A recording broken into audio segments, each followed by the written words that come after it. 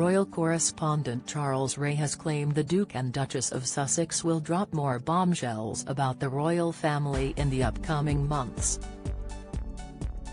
His claims were made as he was interviewed by Isabel Webster on GB News on Thursday morning when he reflected on the Queen's lying-in-state procession. Isabel told GB News viewers they could compare the silence in the crowd of mourners to the silence from the Duke and Duchess of Sussex at the moment. There is lots of speculation about what might or might not be said in the upcoming months as they return stateside and start doing interviews and all the rest of it to promote podcasts and whatnot, she added. When asked if he thought the hatchet had been buried between William and Harry, Charles said, "No, I see it as a temporary ceasefire and I think it is right we don't hear from them yet." Harry's tell-all memoir was due to be released later this year, Charles said, and he is anticipating there will be criticism of the royal family.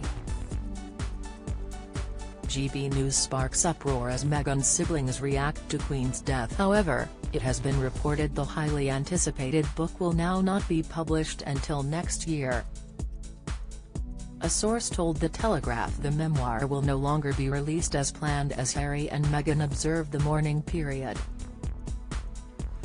Meghan may well start again with her podcast, which has been stopped for the time being, and there will of course be interviews again, Charles continued. There is a question of what she says in these interviews and nothing is solved, it's a temporary ceasefire. Meghan has paused 2 episodes of her relatively new podcast Archetypes in respect of the late monarch's death. Her first episode dropped on Spotify last month as Meghan sat down with tennis star Serena Williams to talk openly about the difficulty of living in the public eye.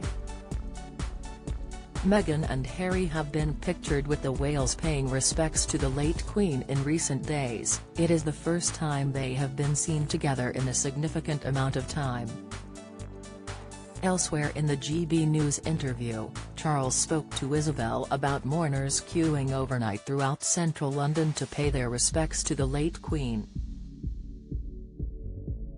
Kate Sisi glare reignites royal fans' dispute over Meghan Bond. Update: tensions erupt as Harry and Meghan furious over children's titles. Latest: Kate dons Queen's pearls in mourning procession. Pictures, reflecting on traffic coming to a standstill earlier this week, Charles said, "Thousands of people were lining up the A40 in the pouring rain and I suspect people, wherever the weather would turn out anyway, as they just want to pay their respects.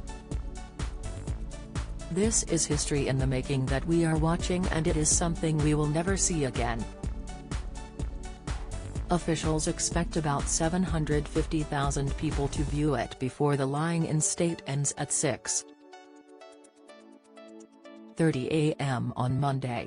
Isabel said the procession on Wednesday had echoes of Princess Diana's lying-in-state in 1997 when her sons had to walk behind her coffin.